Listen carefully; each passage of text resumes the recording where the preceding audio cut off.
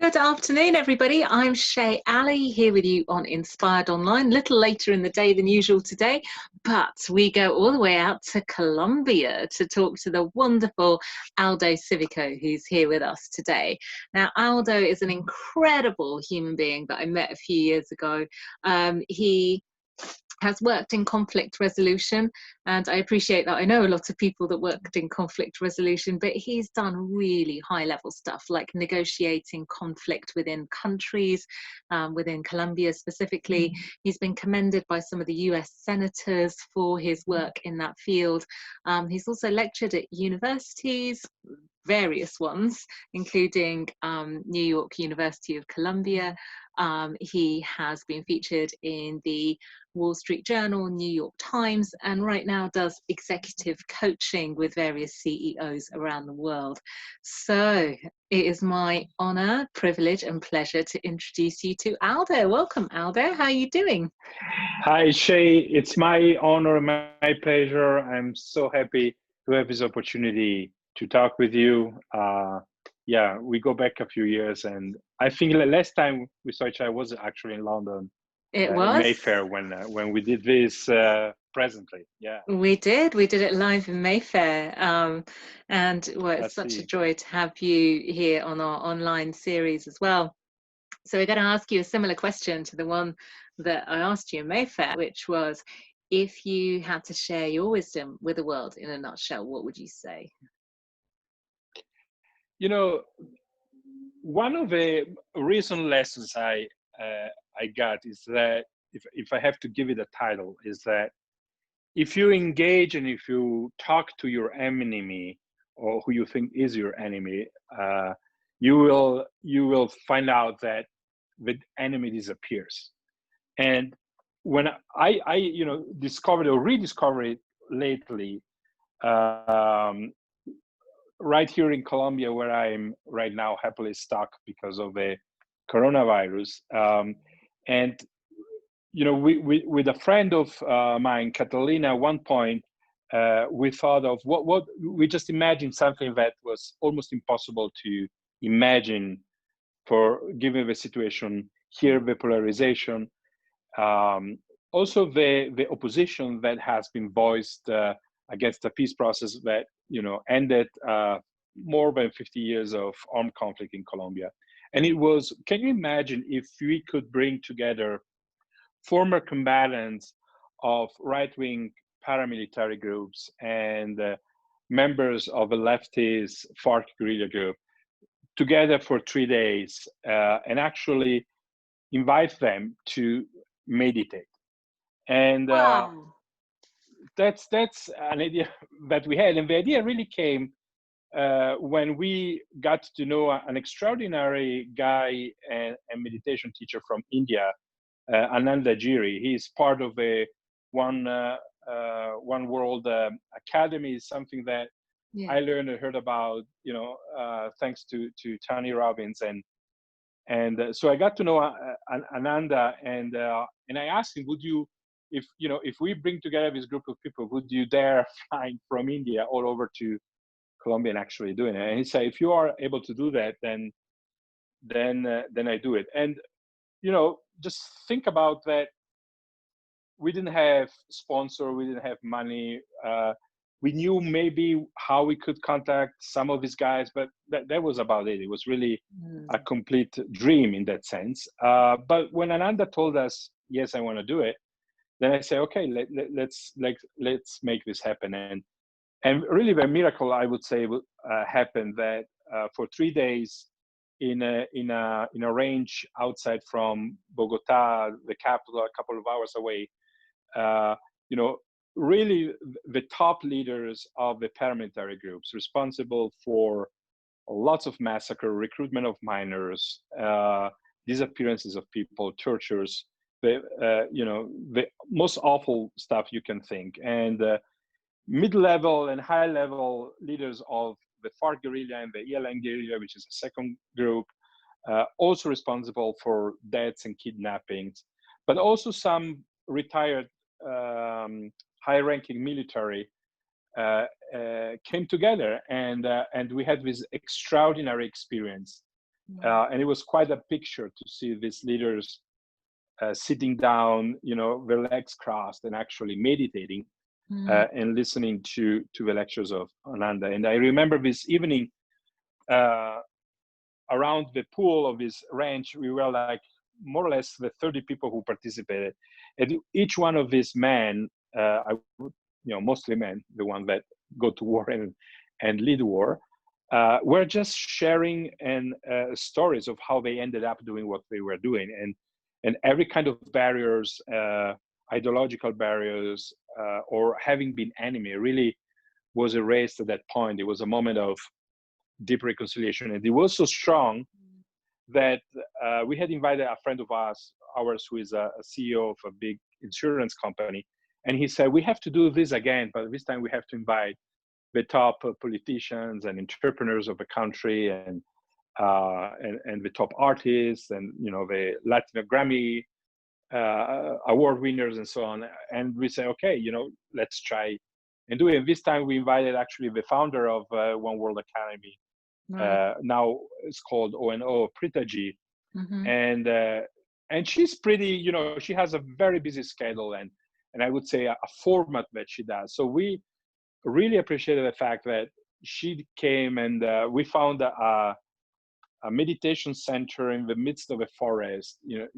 She came at midnight. She had still to drive more than 2 hours into the forest to get to this place. It was quite amazing. Her assistant was a little bit worried and nervous about it, but she was really committed. And we had these 70 people, victims, victimizers, politicians, soccer stars, and musicians, all there together for 3 days meditating. And it was such a cathartic experience for everyone. And at the end of that event, I looked at this circle and said, these people already got it. These people are already doing it. These are already building peace. And I remember that the first evening I was pretty nervous, and I arrived there like a half a day before, and I said, what will happen when entrepreneurs who have been kidnapped or had family members kidnapped by the guerrilla, how will they interact with the leader of this group, who will be sleeping next door, from their room in this very, very simple, beautiful center. And when I saw that they actually did it, they are capable of doing it. That when you call people around a higher purpose, actually people respond and elevate themselves. Yeah. I say, they don't need me. They don't need me to facilitate this space. They don't need me to encourage that they talk. They're already doing it. They already found them within themselves the courage to do it. I want to go out now and actually talk to the people who didn't come, who didn't accept our invitation. Yeah. Who are actually against this peace process for whatever reason. Oh wow. Okay. And for me, a really interesting journey started, and in a journey of mainly on listening and asking friends who have contact with people who politically you might put them more on the right if you want. And we started having small talks and dinners, and getting to know people who most of the time I heard, 90% of the time I heard only on media or heard of, but never really encountered.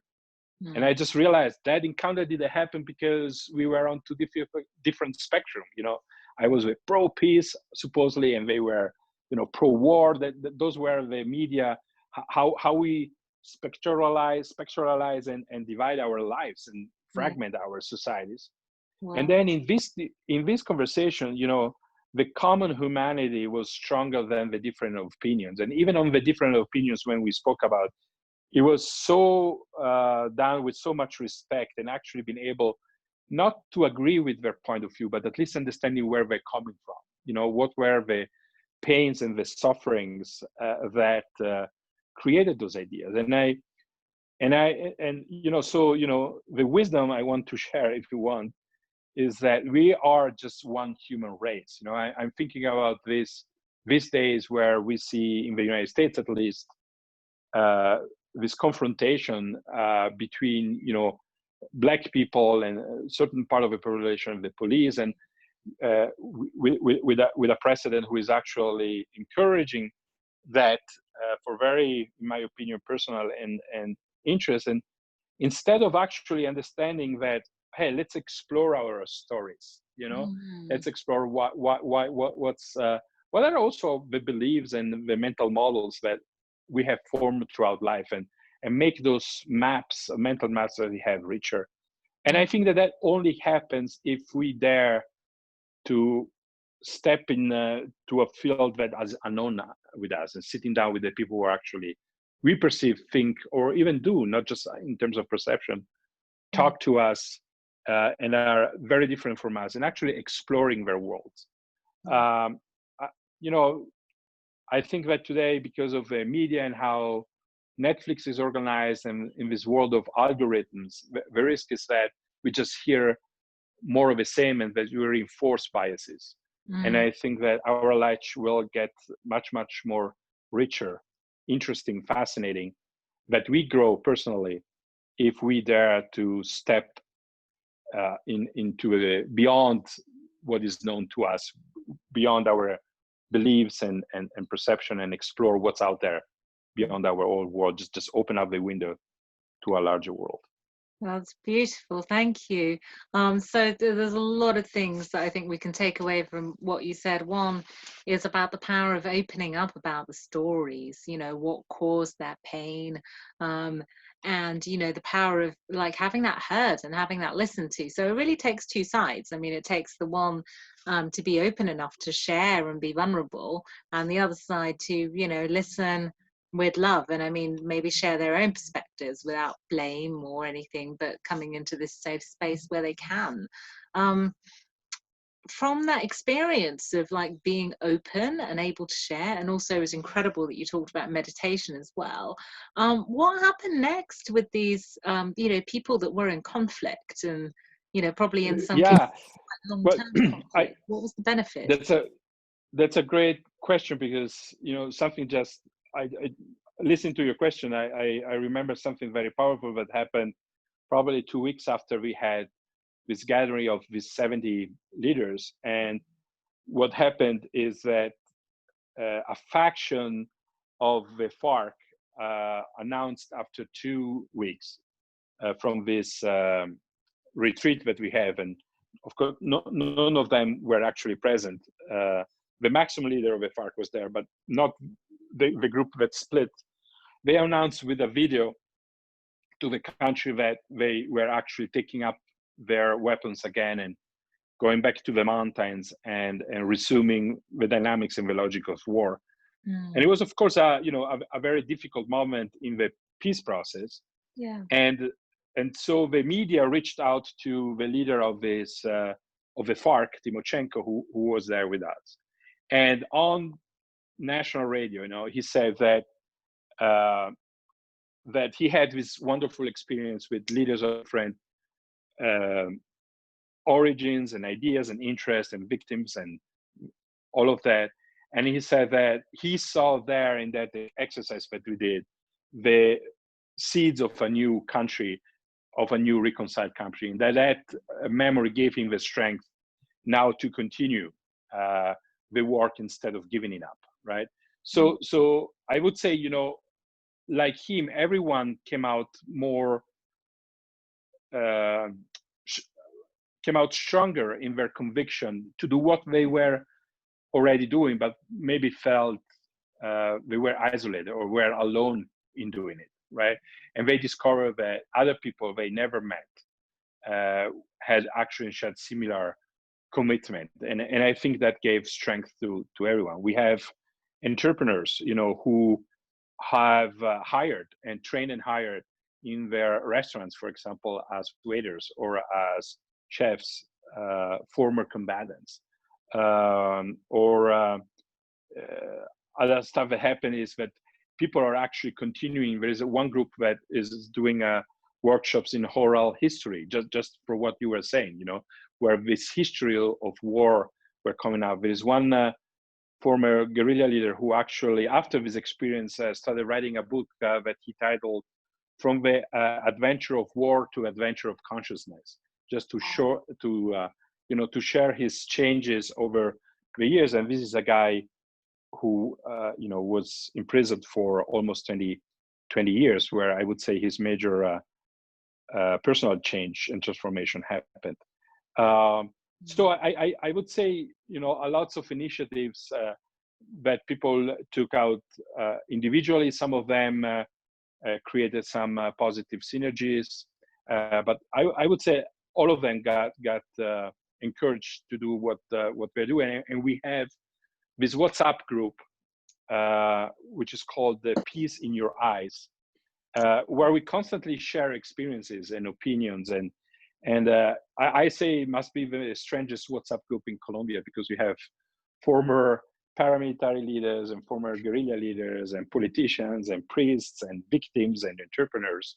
But it's a nice, it's a nice, it's a nice picture of the future that wants, I think, to emerge in this country. Yeah, stunning. Well, it's lovely, I think, again, a few ideas coming out there. One of the things that stood out was that idea about having a vision, and the fact that you actually connected these people with having a vision in the first place. Gave them the strength to continue. So that was amazing.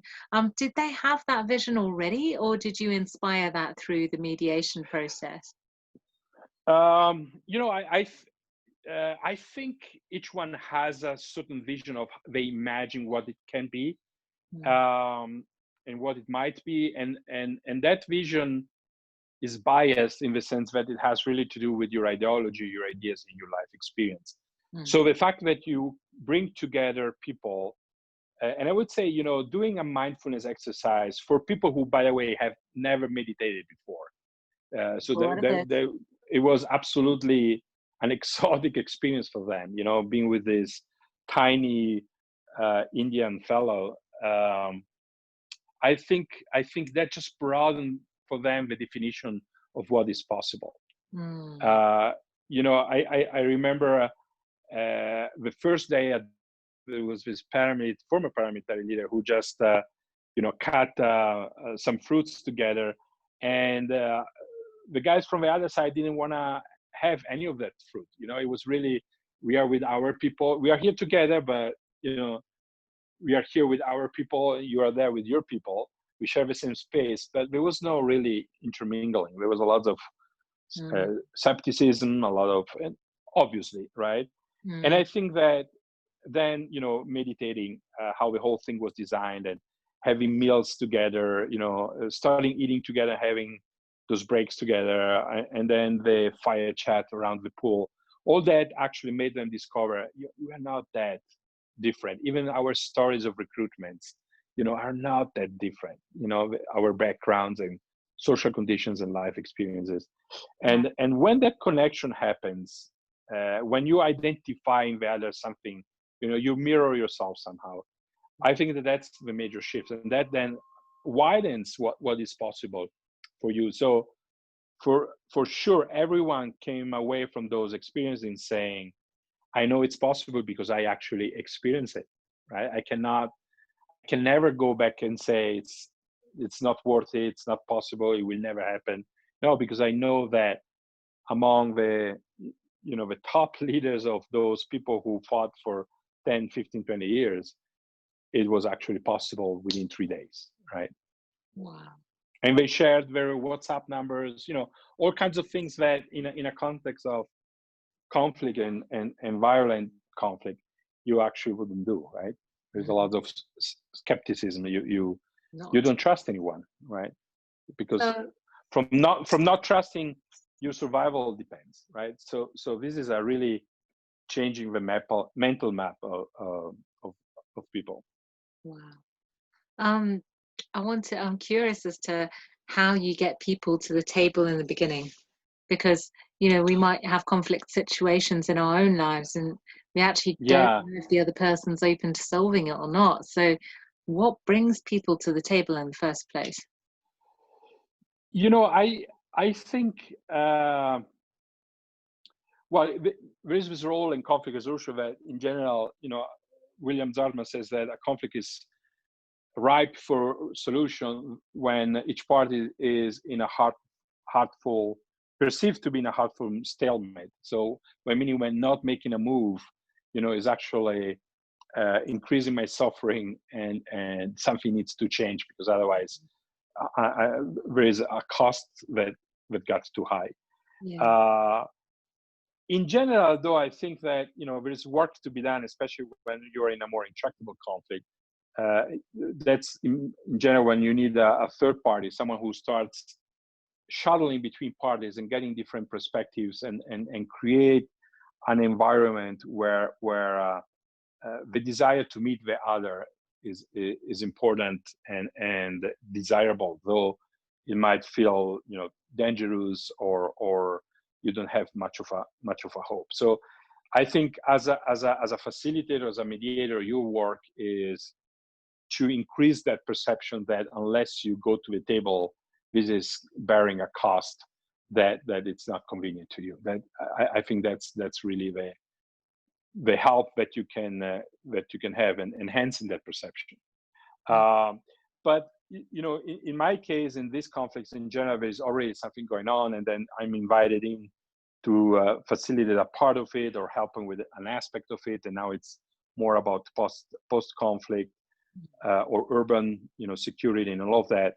I think giving the opportunity to people to share their story is very powerful. We all love to talk about ourselves, and we all have a need to share that story. And if you find, when you find someone who is authentically curious, and has no particular agenda or restricted agenda or an interest, a narrowly defined interest in listening to you, I think that creates trust immediately. People feel that, people who have been suffering, and you know that from your own work as a lawyer, they are very, very sensitive to authenticity, and they can spot it right away. And when people are authentic, they're happy to open up. They need it. There's not a lot of people around that actually listen in an unbiased or with curiosity, right? And when you provide that experience, I think that's healing in itself. I think you experience it in your job and you work as a in court, and also as coaches. That's really where transformation happens. Is actually when you shut up, listen authentically, and the other person just connects with the inner resources and understands what he or she needs to do. So, if you're a person that's angry, and you're having to listen to the person that's made you angry, how do you listen effectively? What are some tips that you could give our audience? How can they do that in their own lives where there may be a conflict situation? I think we need to understand that emotions are a very important part of our lives, and they are very important and fundamental. So I like to think of emotions as data, as information and that data that carry important information. So, and I want to listen therefore to the message that an emotion has. So if I'm angry, there is something important there that there's a part of me that is angry. There's important information there that needs to be listened to, right? Even before I discharge that anger against something, it's, what is it? What is this anger really about, right? And in general, anger has to do with the sense that an injustice has been done against you, or is about to happen against you, and so anger is a form of defense. Anger is a form of creating limits, that restore some justice, some healthy distance. So before, if anger is what dominates you, even before you go and talk to a person, I would make sure that you identify exactly what that anger is and what your need is of justice. What is that? Because otherwise it becomes just you discharge yourself, and if you don't identify the reason of your anger, you can even escalate and intensify the emotion, and it can get worse, right? So I would say always do some, and if you cannot do it alone, do it with someone who can help you. But some effort and exercise and practice and self-awareness is always very, very important before you actually go and talk to someone, right? And take the time to do that. It might take time to figure it out. I was at lunch once, a dinner precisely, with two of the biggest mediators in the world, George Mitchell, who, as you know, helped negotiating the ceasefire, meeting the ceasefire in Northern Ireland, and Anton and Alvaro de Soto, who mediated on behalf of the UN the peace process in El Salvador. And I asked them, is there any moment where to let your steam out and be very forceful, and anger is actually a good strategy for a mediation or for a negotiation? And they looked at each other, they thought about it, and they said, actually, they said, you might just deliver the best speech you will ever regret, right? So backtracking from an outburst of emotion can always be difficult. You make yourself very vulnerable. And I remember Alvaro de Soto said, if you want to become a facilitator and a mediator, you really need to be able to be in check of your emotion, which doesn't mean not feeling them, but being able to read them and to channel them into something that is more productive. And I think that has also pertains also to our quarrels every day. Intensifying the emotion and having an outburst, it always asks then to backpedal and to rebuild, and it takes more time and effort. So I would say it's important to express the anger, but how you express it becomes very important. So what's your intention of talking to that person? What is the reality you want to create? And in order to be answer to that question to yourself first, you need to understand what's that anger really about, and what do I need to happen for that anger to be taken care of. And is there any way you so listening to others, right? Listen to yourself first before you go and talk and listen to others. I think it's a very important role for having for a life that is also shaped by self-mastery, regardless of what's going on in you and around you. So do you say that in listening to yourself you're starting to heal that anger? Because you listen to the message, you listen to the message, and when that emotion part of you that feels anger feels hurt, then that in general that intensity already subdues a little bit, right? And then you give it a direction, which is what do I need to say, and with what degree of assertiveness, what can I accept as a compromise, and where I cannot absolutely accept a compromise and I need to walk away, right? Because there is something important within me that needs to be protected.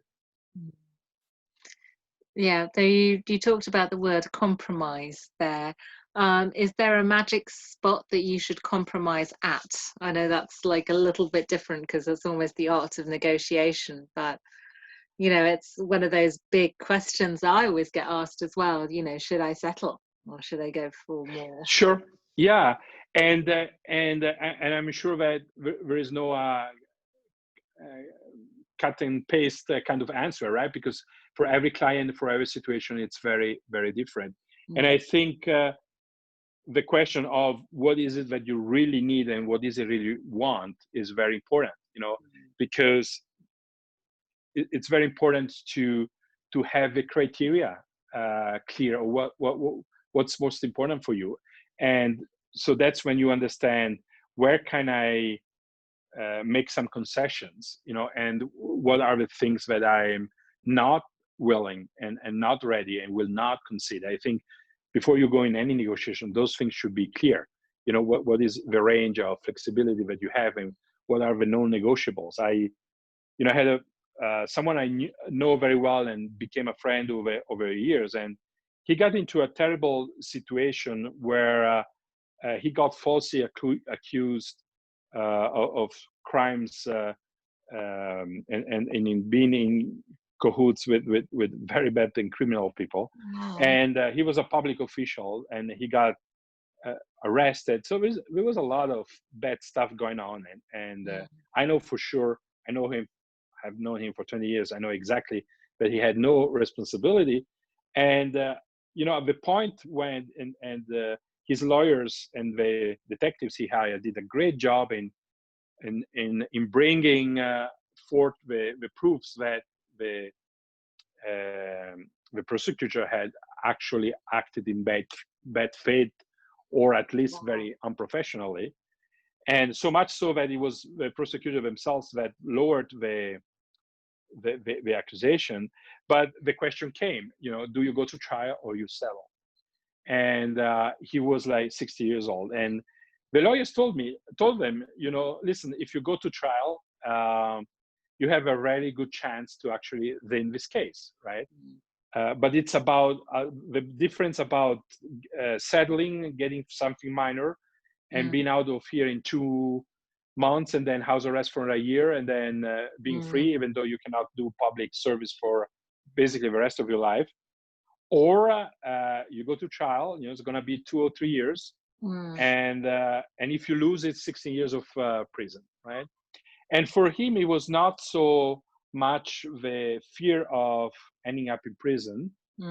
It was that his nephews would not grow up with a grandfather, and that for him was more important. And he said, as much as it pains me and it's humiliating, and I know it's wrong, I prefer to settle, because I prefer to be with my nephews, see them grow, and that they have a grandfather at home. That was his criteria, right? You cannot make those decisions for someone. You know, you can give them the options, and then help people understand what is your criteria for making a decision. Actually, and it might never be the best decision, right? It might never be the perfect decision, but it's what's possible and what's best in that particular situation. What is it that you can live with, you know, basically, right? So often I think we just show them a path. I often say, this is what this path looks like, this is what this path looks like, and this is what this path looks like. Which one you take is none of my business. You do whatever you like. But, and maybe you can help them for themselves to, you know, to clarify the criteria, what's important for them, you know. And I know this friend of mine, if he didn't have you know, little nephews, he would have said, well, I'm interested to clearing my name, you know, I don't care if I risk 16 years in prison. I want to fight for justice. And that would have been a different path and a different criteria, right? Yeah, absolutely. Aldo, it's been so amazing to connect with you again. Thank you for coming on Inspired Online. It's always great seeing you and talking to you. Absolutely. And to your friends. Do you have any final words of wisdom that you'd like to share with us? Yeah, I would say, you know, in the line of what we are saying, I would say, dare to make friends with someone that looks like impossible, you know, either because they think of you differently, or they have a different taste, or just adventure in a land that you don't know, and discover, and be open to discover things that at the end make you discover something about you and appreciate life even more. Make an effort to go beyond your comfort zone. I love it. How can our beautiful audience get in touch with you if they wish to? Listen, the best way these days is through WhatsApp. That's what I check constantly, and I'm active. So my personal WhatsApp is +1 for the United States, 646-492-0372. All right. So if you want to get in touch with Aldo, rewind this and get in touch on WhatsApp, because I'm not going to memorize that number. 646-492-0372. What did I say? 646-492-0372 and +1 for the United States. For the United States. Well, thank you very much. Take good care. I hope to see you soon. That we can. Me too. We got dinner on the river. Travel. Yeah. Yeah, exactly. And we'll do that again I, sometime. I miss London. I fall in love a few times. I went back to London so often a couple of years ago. I started appreciating that city. So I hope to have soon a chance Absolutely. to do that. Well, we'd love to have you back as soon as borders are open and travel's all a go again. Yeah, Let's do it. correct. All right. Take care. Lots of love. Excellent. Bye. Thanks to you. Bye.